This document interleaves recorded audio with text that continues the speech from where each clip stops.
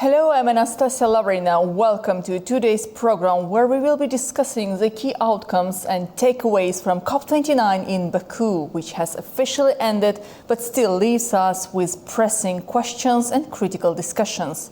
Despite the conclusion of the event, the conversation around climate finance, adaptation and accountability is far from over. How will these outcomes shape global climate policy moving forward? Joining me now is Hanna Hundal, National Coordinator of Climate Life, United States of America. Warm welcome to our program. Thank you very much for having me. I appreciate it. Thank you so much. So, Hanna, how would you assess the overall effectiveness, the negotiations and decisions made at COP29 in Baku?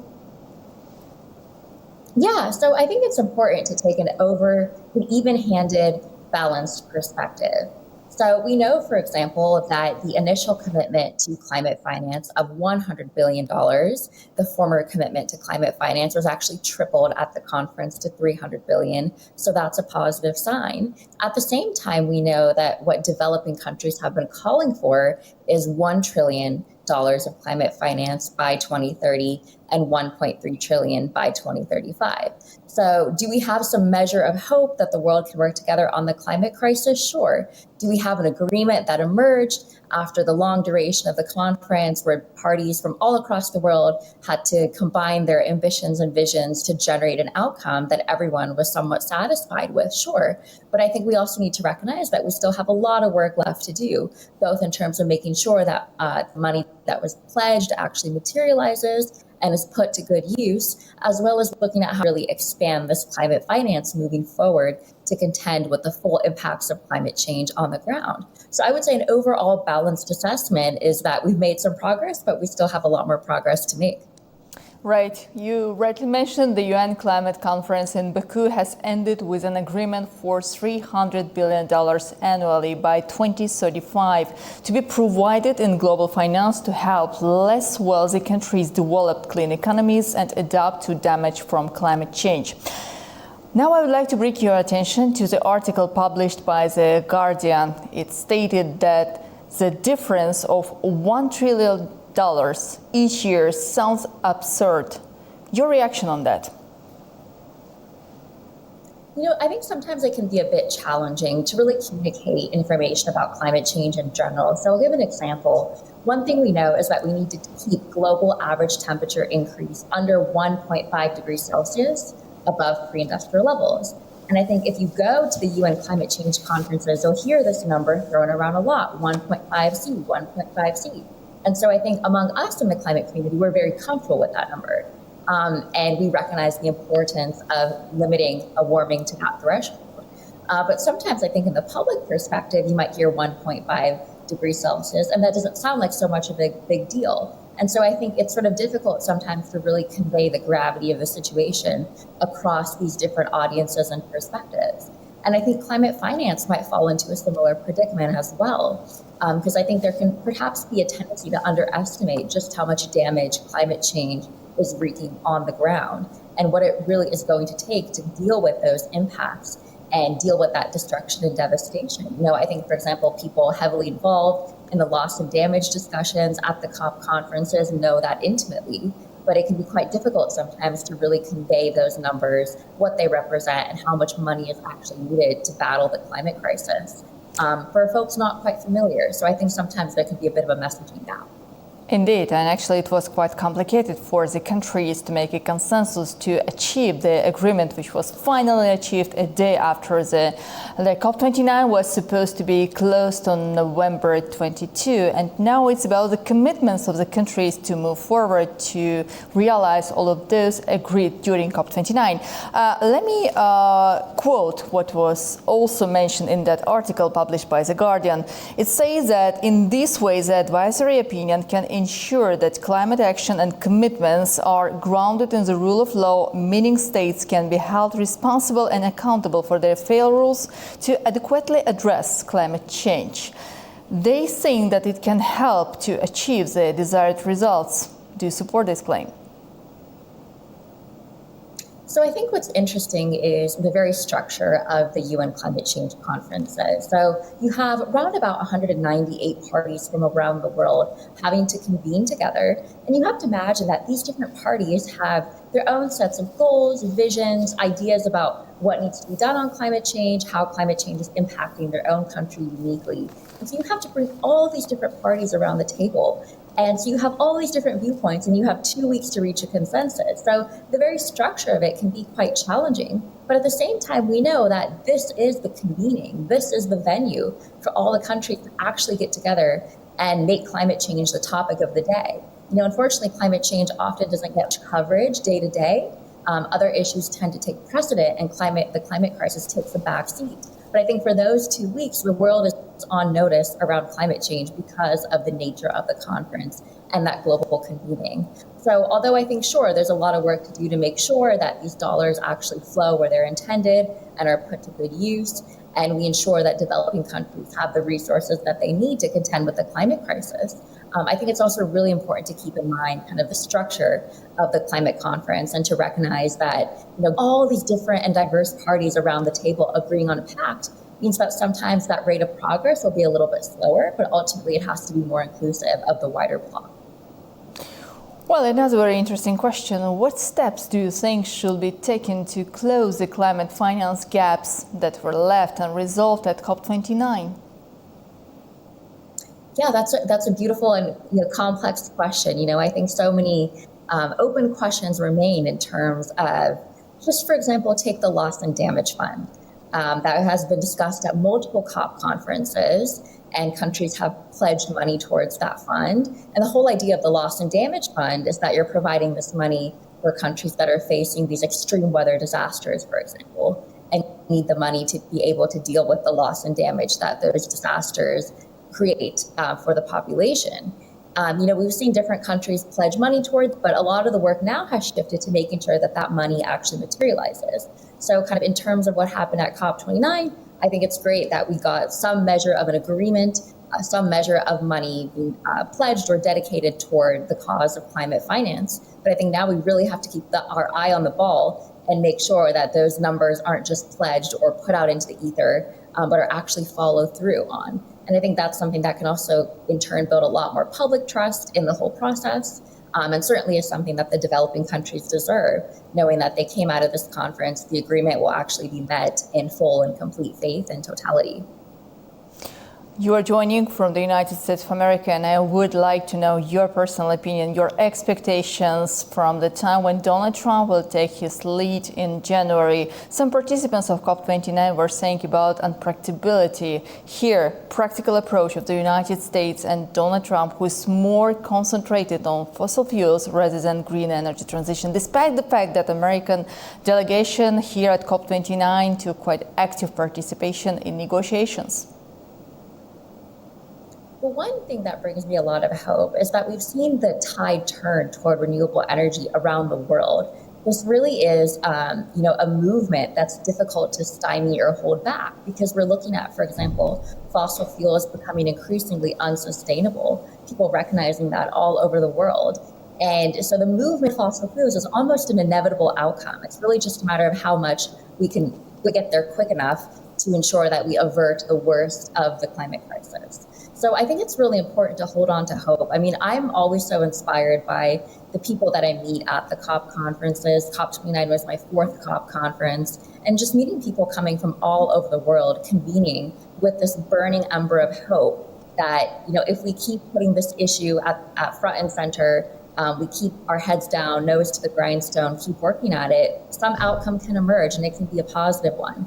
And even if we make slow progress, that's still progress.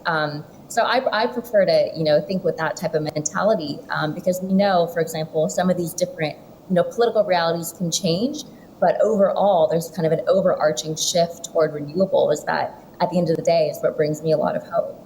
So how do you feel about the level of collaboration between the countries that is really needed, especially now when the consensus has been achieved? I think the deal that emerged at COP29, we know climate finance has been one of those more contentious issues. Because whenever we talk about money being put on the table, that's where a lot of different priorities can emerge sometimes. And so I think the fact that a deal was agreed upon, $300 billion, and it's a tripling of the previous climate finance goal, is a sign that, there is an ability for partnership and alliances to come together and do some real good on the issue and the question of climate change. So I think that should be taken as a signal of hope. But I think also, of course, we really have to still keep our eye on the ball and, make sure that all of this really materializes. And then we have all of our bearings in place for COP30 next year. But I do think that we should take it as a good sign that they were actually able to, get countries together and come to this agreement and get something out of this conference. I think that shows that, people are able to work together on the climate crisis in the 11th hour when it really mattered. So, Hannah, can we say that there was enough commitment from major emitters to take meaningful action during COP29? Well, I think there was a good step forward. And that's what I try to hone in on, the progress, the momentum that we want to keep going. So we had, for example, a tripling of the previous climate finance commitment, which is a good thing to emerge from the conference. But we also know that we have so much progress left to be made, and really trying to fill up that delta of $1 trillion between the $300 billion that's being promised and the $1.3 trillion that we know we need by 2035. So we've made a step in the right direction, but it's definitely not time to rest on our laurels and to believe that all the work is done, when in reality, I think we're just getting started. And the fact that we were able to get a tripling of the previous climate finance commitment is a sign that we can continue that momentum until we reach the final destination. So I think we're on our way toward what we actually need to do to deal with the full reality, the expansive reality of the climate crisis. We've made a positive step forward, and I want to continue that to get us all the way to where we need to be.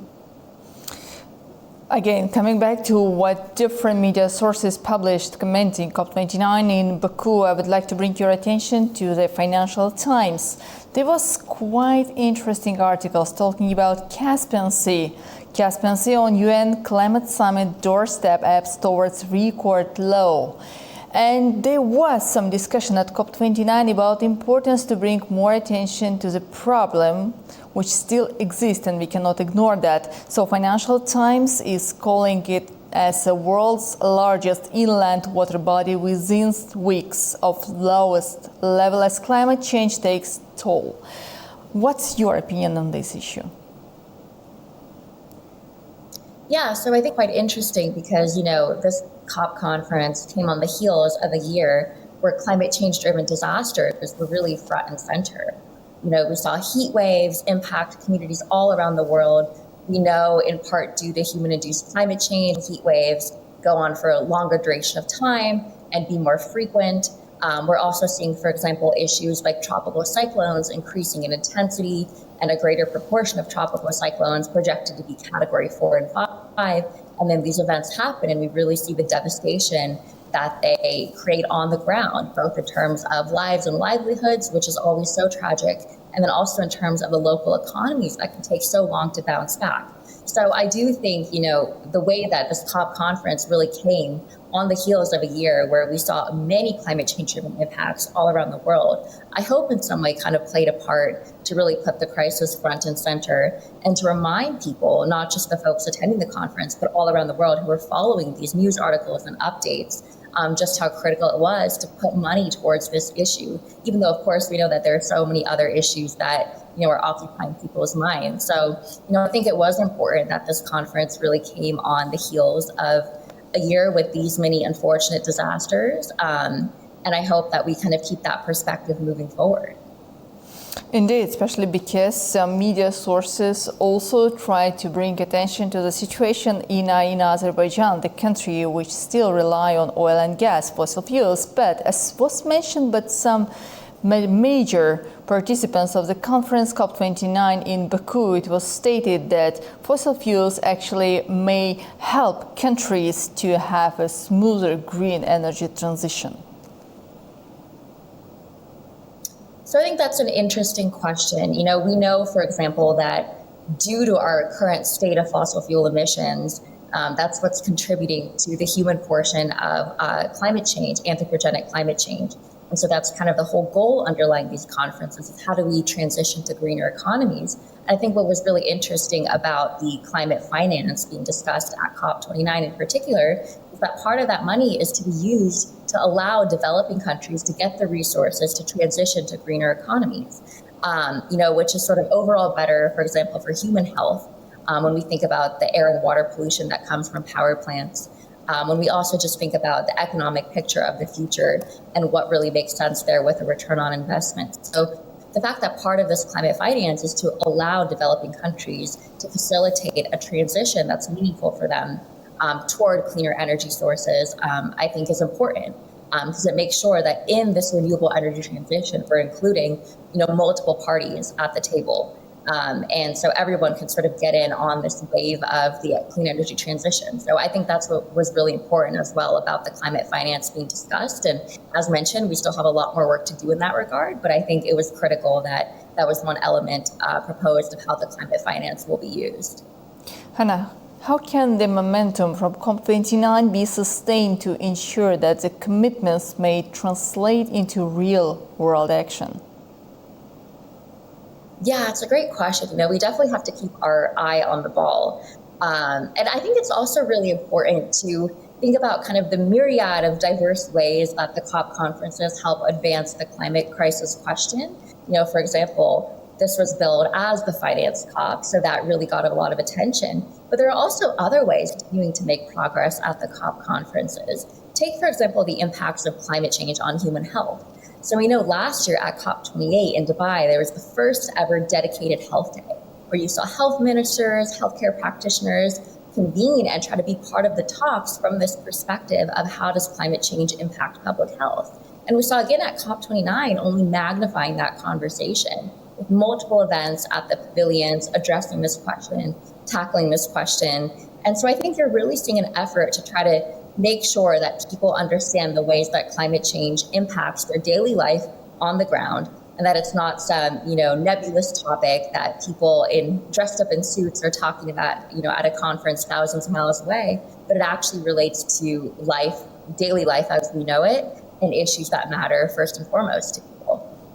So I think it's also really important to not only keep an eye on that climate finance and make sure that materializes in the fashion that was agreed upon at the conference, but to also think about all these other ways, such as climate and health, that there's an effort being made at each COP conference to expand the ways that we understand how climate change impacts people and also the solutions that we can implement on the ground. COP29 ended, but still we can see how cooperation and coordination between the countries being actively and intensively developed, especially that concept B2B from Baku to Born and to Belém in Brazil, where COP30 will take place quite soon. So this long process, it's not only about 2 weeks, which will take place in Baku here when the world gathered to discuss the climate agenda, but it's also about coordinations for the future, right? Absolutely. Each COP conference really has to lay that foundation for the next one. So an example I just cited, climate change and health. We saw, for example, COP28 lay that foundation with the first ever dedicated health day with a declaration that was passed. And then you see that really magnified expand at the next COP conference. So I think, from COP29, we have so many agenda areas to continue on with at COP30, climate finance being critical among them. So, each conference really lays that foundation, and then you see that translate over to next year. Hannah, thank you. Thank you so much for joining our discussion today. Thank you very much. I appreciate it. Thank you. Just to remind, Hannah Hundal, National Coordinator of Climate Life, joined from the United States of America. Stay with us. Stay with AnewZ and see you in the next edition.